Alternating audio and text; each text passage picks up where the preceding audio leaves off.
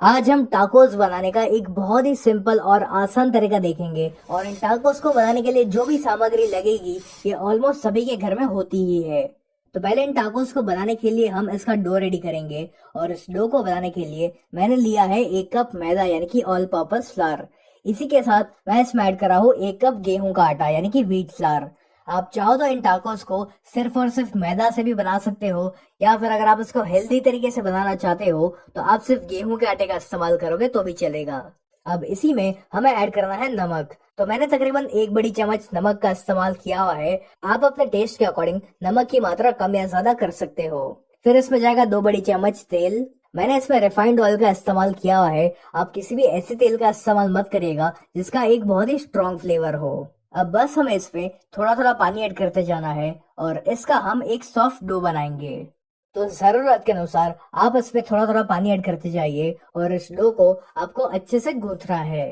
तो ये जो टाकोस की रेसिपी मैं आपके साथ शेयर कर रहा हूँ, इसको मैंने जितना सिंपल हो सके ना उतना सिंपल रखा हुआ है ताकि आपको इसको बनाने में जरा भी दिक्कत ना आए। जब ये डो इस प्रकार से एक बार जुड़ने लगे तब आपको इस डो को लगातार 2 से 3 मिनट के लिए मसलना है ताकि ये एकदम ही स्मूथ हो जाए। चलिए, अपना ये जो डो है ये रेडी हो चुका है। तो अब हमें इसको ढक कर इसको हम तकरीबन 10 से 15 मिनट के लिए रेस्ट करने देंगे। और जब तक ये डो रेस्ट करता है तब तक हम बाकी की तैयारी करेंगे। तो अब एक पैन में आपको लेना है 2 से 3 बड़ी चम्मच तेल। और तेल जब अच्छे से गर्म हो जाए उसके बाद हमें इसमें ऐड करना है एक प्याज। और इस प्याज को मैंने लंबा लंबा कट कर लिया था। अब इस प्याज को हमें तब तक फ्राई करना है जब तक ये थोड़ा सा ब्राउन नहीं हो जाता। आप चाहो तो इसमें इस समय पर बिल्कुल थोड़ा सा नमक डाल सकते हो ताकि ये जो प्याज है ये फटाफट से ब्राउन हो जाए। इस तरह से प्याज को फ्राई करने से इसका जो फ्लेवर है ना वो और बेहतर हो जाता है। चलिए, अब ये जो प्याज है ये ब्राउन हो चुका है। तो अब हम क्या करेंगे कि इस पैन में से इस प्याज को बाहर निकाल लेंगे। और जो एक्स्ट्रा ऑयल बचा हुआ है उसको आप साइड पर निकाल लीजिए, या फिर इसी पैन में आप रख सकते हो, क्योंकि वैसे भी हमें थोड़ी देर के बाद इसमें रोटी वगैरह सेकनी है। अब आपको लेने हैं 4 से 5 उबले हुए आलू। और उन आलूओं को हमें पहले ग्रेट करना है। आलू को हम ग्रेट इसलिए कर रहे हैं ताकि इसमें आलू के कोई भी बड़े बड़े टुकड़े ना रह जाए। चलिए, मैंने सभी आलूओं को ग्रेट कर लिया है। तो अब जो प्याज को हमने फ्राई करके रखा हुआ था वो हमें इसमें ऐड करना है। अब इसी के साथ मैं इसमें ऐड कर रहा हूँ 1 बड़ी चम्मच चिली फ्लेक्स। यदि आपके पास चिली फ्लेक्स ना हो तो आप लाल मिर्च पाउडर का इस्तेमाल कर सकते हो, या फिर यदि आपको चिली फ्लेक्स घर पर बनानी है तो आप थोड़ी सी सूखी लाल मिर्च लीजिए और उनको मिक्सी में डाल के ग्राइंड कर लीजिए और आपकी जो चिली फ्लेक्स है वो रेडी हो जाएगी। चिली फ्लेक्स की मात्रा कितनी रखनी है ये आप अपने पसंद अनुसार कम या ज्यादा कर सकते हो। अब इसी के साथ मैं इसमें ऐड कर रहा हूँ ½ छोटी चम्मच काले मिर्च पाउडर यानी कि ब्लैक पेपर पाउडर। फिर इसमें एक चटपटा टेस्ट लाने के लिए मैं इसमें ऐड कर रहा हूँ 1/4 छोटी चम्मच चाट मसाला। चाट मसाला की जगह पर आप इसमें थोड़ा सा नींबू का रस भी डाल सकते हो। फिर मैं इसमें ऐड कर रहा हूँ स्वाद अनुसार नमक। तो मैंने 1 छोटी चम्मच नमक का इस्तेमाल किया हुआ है। एक बात का ध्यान रखें कि आपको इसमें बहुत सारा नमक नहीं डालना है, क्योंकि हमने इसमें चाट मसाले का भी इस्तेमाल किया हुआ है। अब सबसे आखिर में हम इसमें ऐड करेंगे थोड़ा सा कोरिएंडर यानी कि धनिया। और फिर इन सभी को हम एक बार मिक्स करेंगे। चलिए, अपने ये जो स्टफिंग है ये भी रेडी हो चुका है। और हमारे डो को भी रेस्ट किए हुए तकरीबन 10 से 15 मिनट हो चुकी है। तो इस डो को हम वापस 1 मिनट के लिए मसलेंगे। और फिर आपको क्या करना है कि इस डो को आपको 2 बराबर हिस्सों में डिवाइड करना है। और अब किसी भी एक फ्लैट सरफेस के ऊपर या फिर एक चकले के ऊपर आपको थोड़ा सा मैदा या फिर गेहूं का आटा छिड़कना है और इसके ऊपर इस डो को रख कर हमें इसे रोल करना है। अब एक चाकू की सहायता से हम इसको बराबर बराबर हिस्सों में डिवाइड करेंगे। और इतने डो की क्वांटिटी में से आप तकरीबन 10 से 12 टाकोस बना पाओगे। अब इस डो को हाथों में रखकर आपको इसको एक गोल शेप देना है। और फिर एक चकले के ऊपर आपको वापस थोड़ा सा मैदा या फिर गेहूं का आटा छिड़कना है और इसके ऊपर हम इस बॉल को रखेंगे और इसको हमें इस मैदा या फिर गेहूं के आटे में अच्छे डस्ट करना है। फिर एक बेलन की सहायता से हम इसको बेलेंगे, लेकिन ध्यान रहे कि आपको इसको ना ही बहुत ज्यादा मोटा बेलना है और ना ही बहुत ज्यादा पतला बेलना है। तो जैसे कि आप देख रहे हो कि इसको मैंने बेल लिया है और इसकी थिकनेस मैंने इतनी रखी हुई है। और ठीक इसी प्रकार से आपको बाकी सारी रोटी को भी बनाकर रेडी करना है। जब सारी रोटी बनकर रेडी हो जाए तब हम उनको सेकेंगे। तो इनको सेकने के लिए आप तवा को एक बार अच्छे से गर्म कर लीजिए और फिर आपको इन रोटियों को हाई फ्लेम पर ही सेकना है। अभी फिलहाल आपको इस रोटी को पूरी तरीके से नहीं सेकना है, इनको बस हम कच्चा पक्का सेकेंगे, क्योंकि इन रोटी को हम दूसरी बार भी सेकने वाले हैं। तो इसलिए इन रोटी को आप हाई फ्लेम पर इस तरह से पलट पलट कर फटाफट से सेक लीजिए। और इनको आपको तब तक सेकना है जब तक इस रोटी के ऊपर हल्के से बबल्स नहीं आ जाते। जैसे कि आप देख पा रहे हो कि ये जो रोटी है ये कच्ची पक्की सेक चुकी है, तब हम इसको बाहर निकाल लेंगे। और ठीक इसी प्रकार से आपको बाकी सारी रोटी को भी इसी तरह से कच्चा पक्का सेकना है। अब आपको क्या करना है कि इस रोटी के ऊपर आपको डालना है थोड़ा सा टोमेटो केचप। आप चाहो तो टोमेटो केचप की जगह पर रेड चिली सॉस या फिर शेजवान सॉस का भी इस्तेमाल कर सकते हो, या फिर अगर आपको मेयोनीज पसंद हो तो आप उसका भी इस्तेमाल करोगे तो भी चलेगा। अब इस टोमेटो केचप को हम इस रोटी के हर तरफ इवनली स्प्रेड करेंगे। अब जो आलू का हमारा स्टफिंग था उसको हमें इसकी एक साइड पर रखना है और इसको हम इवनली स्प्रेड कर लेते हैं। इस आलू के स्टफिंग को आपको रोटी की हर तरफ स्प्रेड नहीं करना है, इसको हम रोटी की सिर्फ एक तरफ ही स्प्रेड करेंगे। अब इस स्टफिंग के ऊपर हम ऐड करेंगे थोड़ा सा चीज। तो मैंने मोज़रेला चीज का इस्तेमाल किया हुआ है, आप चाहो तो प्रोसेस चीज का भी इस्तेमाल कर सकते हो। और चीज की मात्रा कितनी रखनी है ये भी आप अपने पसंद अनुसार कम या ज्यादा कर सकते हो। और बस इस रोटी को हम इस तरह से इसके ऊपर रख देंगे और इसको हमें हल्का सा प्रेस भी कर लेना है ताकि इसमें चिपक जाए। चले अपने ये जो टाकोस है ये ऑलमोस्ट रेडी हो चुका है और इसी तरह से आपको बाकी सारे टाकोस को भी बनाकर रेडी करना है।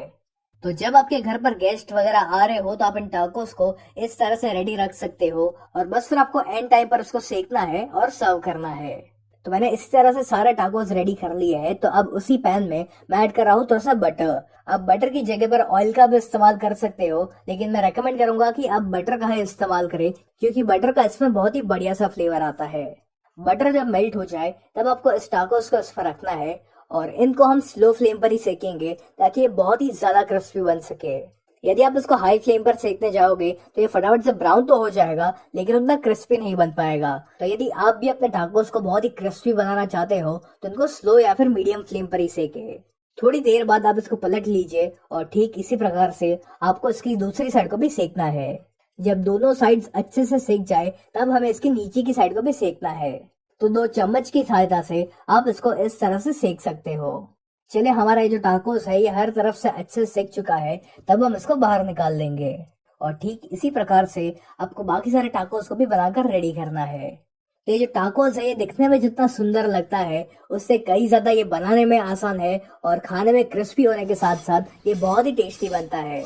तो आप भी इस टाकोस की रेसिपी को एक बार जरूर ट्राई करना और आपको और कौन सी रेसिपी जाननी है ये आप मुझे कमेंट करके जरूर बताएं। अब हम एक और बढ़िया सी रेसिपी देखेंगे जिसको बनाना वाकई में बहुत ही आसान है और ये खाने में एकदम ही टेस्टी बनता है। तो इसको बनाने के लिए पहले आपको लेने हैं 2 कप मकाई के दाने यानी कि कॉर्न कर्नल्स। और ये जो मकाई के दाने हैं ये कच्चे ही है, इनको मैंने उबाला नहीं है। और इनको मिक्सी में डालकर आपको इसको पीसना है, लेकिन इसको आपको एकदम बारीक नहीं पीसना है, इसको आपको हल्का सा दरदरा रखना है। जैसे कि आप देख पा रहे हो कि ये जो मकाई के दाने हैं इनको मैंने दरदरा पीस लिया है। तो अब एक पैन में या फिर एक कढ़ाई में आपको लेना है 2 बड़ी चम्मच तेल। और जब तेल एक बार अच्छे से गर्म हो जाए तब हम इसमें ऐड करेंगे एक बारीक कट किया अनियन यानी कि प्याज। और इस प्याज को हम तब तक भूनेंगे जब तक ये हल्का सा सुनहरा यानी कि गोल्डन ब्राउन नहीं हो जाता। प्याज जब हल्का सा सुनहरा होने लगे तब हम इसमें ऐड करेंगे 1 बड़ी चम्मच ग्रेट किया अदरक। इसी के साथ इसमें जाएगा 1 बड़ी चम्मच ग्रेट किया गार्लिक यानी कि लहसुन और 2 से 3 बारीक कट की ग्रीन चिलीज यानी कि हरे मिर्च।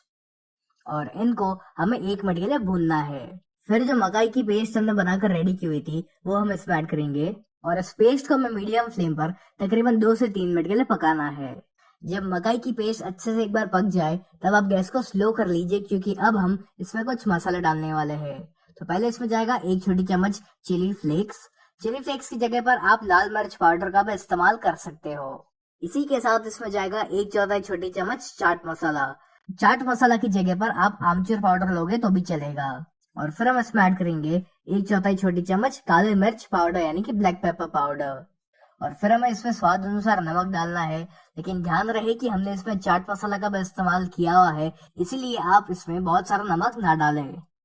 और अब सबसे आखिर में हम इसमें ऐड करेंगे थोड़ा सा कोरिएंडर यानी कि धनिया। और फिर इन सभी चीजों को हम एक बार अच्छे से मिक्स करेंगे। तो चलिए हमारा ये जो स्टफिंग है ये रेडी हो चुका है और इसको हम पूरी तरीके से ठंडा होने देंगे। और जब तक ये स्टफिंग ठंडा होता है तब तक आपको लेने हैं 5 से 6 उबले हुए आलू। मैंने बड़ी साइज के आलू का इस्तेमाल किया हुआ है और इन आलूओं को पहले हम एक ग्रेटर की सहायता से अच्छे से ग्रेट करेंगे। इन आलू को हम ग्रेट इसलिए कर रहे हैं ताकि आलू के इसमें कोई भी बड़े बड़े टुकड़े ना रह जाए। एक और बात का ध्यान रखें कि आपको इस रेसिपी में ठंडे आलूओं का इस्तेमाल करना है। यदि आप गर्म आलूओं का इस्तेमाल करोगे तो जब हम इसका डो बनाएंगे तो फिर आपका ये जो डो है काफी चिपचिपा और एकदम ही सॉफ्ट सॉफ्ट बनेगा। और फिर उसको एडजस्ट करने के लिए आपको इसमें काफी सारा कॉर्न स्टार्च या फिर काफी सारा ब्रेड क्रम्स डालना पड़ेगा। तो इसलिए इस रेसिपी में आपको ठंडे आलूओं का इस्तेमाल करना है। चलिए आलू ग्रेट हो चुके हैं तो अब हम इसमें ऐड करेंगे 1 छोटी चम्मच नमक। लेकिन ध्यान रहे कि आपको इसमें बहुत सारा नमक नहीं डालना है क्योंकि स्टफिंग में भी हमने नमक का इस्तेमाल किया हुआ है। अब बस इस नमक को हम आलू में अच्छे से मिलाएंगे। अब हमें यहाँ पर चाहिए 2 ब्रेड की स्लाइसेस और ये जो ब्रेड की स्लाइसेस है इसको हम ऐसे रफली तोड़कर एक मिक्सर जार में ऐड करेंगे। अब हमें यहाँ पर इसको ग्राइंड करके इसके ब्रेड क्रम्स रेडी करने हैं। तो यहाँ पर मैंने इसको ग्राइंड कर लिया है और जैसे कि आप यहाँ पर देख सकते हो कि जो ब्रेड क्रम्स है ये बनकर रेडी हो चुके हैं। तो जो हमारा आलू का डो है उसमें हमें ये ब्रेड क्रम्स को डालना है। तो जरूरत के अनुसार आप इसमें थोड़े थोड़े ब्रेड क्रम्स ऐड करते जाइए और इसको मिक्स भी करते रहिए। यदि आपको लगता है कि आपका ये जो डो है ये बहुत ही चिपचिपा और बहुत ही सॉफ्ट है तो आप इसमें और ज्यादा ब्रेड क्रम्स डाल सकते हो। मुझे इस डो को बनाने के लिए तकरीबन आधा कप ब्रेड क्रम्स लगे हुए थे। चलिए ये जो आलू का डो है ये रेडी हो चुका है। अब इसके लिए हम एक चटनी भी बनाएंगे। तो इस चटनी को बनाने के लिए आपको एक मिक्सर जार में लेना है 3 से 4 गार्लिक क्लोव्स यानी कि लहसुन की कलियां। फिर हम इसमें ऐड करेंगे 3 से 4 हरे मिर्च यानी कि ग्रीन चिलीज, 2 बड़ी चम्मच पीनट्स यानी कि सिंगदाने, 1 बड़ी चम्मच शुगर यानी कि चीनी और 1/4 छोटी चम्मच नमक डाल के इन सभी को हमें अच्छे से ग्राइंड करना है। यदि आप लहसुन नहीं खाते हो तो आप इसमें बिल्कुल थोड़ा सा अदरक का इस्तेमाल कर सकते हो। जब ये थोड़ा सा ग्राइंड हो जाए उसके बाद हमें इसमें ऐड करना है 1/4 छोटी चम्मच नींबू का रस यानी कि लेमन जूस और फिर हम इसमें ऐड करेंगे 1 कप कोरिएंडर यानी कि धनिया। धनिया के पत्तों के साथ साथ आपको धनिया का जो स्टेम होता है यानी कि जो डंठल होती है उसका भी इस्तेमाल करना है। और यदि आपके पास धनिया कम पड़ा हो तो आप इसमें थोड़ा सा कैप्सिकम भी डाल सकते हो। कैप्सिकम का इस्तेमाल करने से इस चटनी में एक अच्छा सा कलर तो आएगा ही, साथ ये जो चटनी है ये थोड़ी सी गाढ़ी भी बनेगी। अब इसी के साथ हम इसमें 2 से 3 बड़ी चम्मच पानी ऐड करेंगे ताकि ये जो चटनी है ये अच्छे से ब्लेंड हो जाए। तो बस हमें इसको अच्छे से ब्लेंड करना है और इसकी चटनी रेडी करनी है। इस चटनी को ब्लेंड करते समय पर आप इसमें 2 से 3 आइस क्यूब्स का भी इस्तेमाल कर सकते हो ताकि जो चटनी का कलर है वो चेंज ना हो जाए। चलिए यहाँ पर जो धनिया की चटनी है ये रेडी हो चुकी है और काफी बढ़िया सा कलर आया हुआ है इसका। अब आपको हाथों में लगाना है थोड़ा सा ऑयल ताकि ये जो स्टफिंग है ये हाथों में चिपके नहीं। और फिर इस स्टफिंग में से हमें छोटे छोटे साइज के बॉल्स बनाने हैं। चलिए ये जो बॉल है ये रेडी हो चुका है और ठीक इसी प्रकार से आपको बाकी सारे बॉल्स को भी रेडी करना है। अब जो आलू का डो था उसमें से भी हमें ऐसा मीडियम साइज का बॉल बनाना है और फिर हम इस बॉल को दबाकर फ्लैट करेंगे बिल्कुल एक पूरी की तरह। और फिर जो मकाई के स्टफिंग का जो बॉल था उसको हम इसके ठीक बीच में ऐड करेंगे और फिर इस आलू के डो को हमें अच्छे से बंद करना है और फिर इसको हथेलियों के बीच में रख कर हम इसको एक गोल शेप देंगे। चलिए हमारा जो बॉल या फिर पेटिस है ये बनकर रेडी हो चुकी है और ठीक इसी प्रकार से आपको बाकी सारी पेटिस को भी बनाकर रेडी करना है। अब बारी आती है इनको फ्राई करने की। तो इनको फ्राई करने के लिए जो तेल का तापमान है वो काफी अच्छे से गर्म होना चाहिए और एक साथ आपको इसमें सिर्फ 3 या 4 पेटिस को ही फ्राई करना है। यदि आप एक साथ बहुत सारी पेटिस को फ्राई करने चाहोगे तो तेल का तापमान कम हो जाएगा और चांसेस है कि ये जो पेटिस है इसमें फट सकती है। तो इसीलिए एक साथ सिर्फ 3 या 4 पेटिस को ही फ्राई करें। इनको आपको मीडियम फ्लेम पर तब तक फ्राई करना है जब तक ये गोल्डन ब्राउन और क्रिस्प नहीं हो जाते।